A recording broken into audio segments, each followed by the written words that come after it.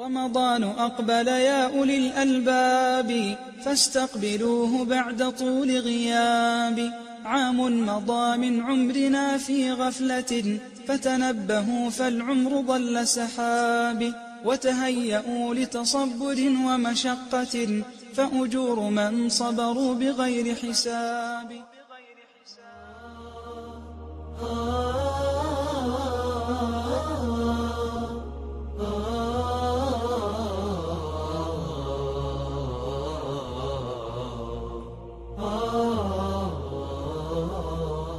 رمضان غيث القلوب بعد جدب الذنوب، وسلوة الأرواح بعد فزع الخطوب. رمضان يذكرنا بالجائعين وكذلك بالبائسين، لنكون عونا لإخواننا المسلمين. الصوم فرحة لك عند الإفطار، لأنك على مائدة الغفار، وفرحة لك عند لقاء ربك إذا غفر ذنبك وأرضى قلبك.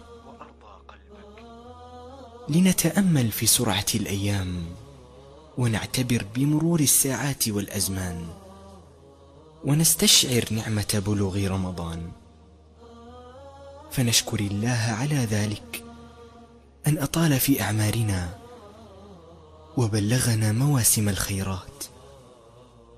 فكم غيب الموت من صاحب، ووار الثرى من حبيب. عام كامل بأيامه ولياليه، قد طوي بساطه وشد رحاله، وها نحن نستقبل شهر الخيرات، فليكن استقبالنا له بالتوبة والطاعات. إن رمضان فرصة العمر السانحة، وموسم البضاعة الرابحة والكفة الراجحة.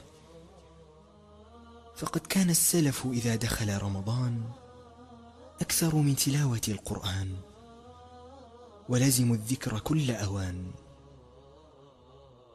رمضان فرصة لا تعوض وقد لا تعود، فمن ضيع رمضان وفرص الثواب فيه فهو خاسر مبعد مغبون.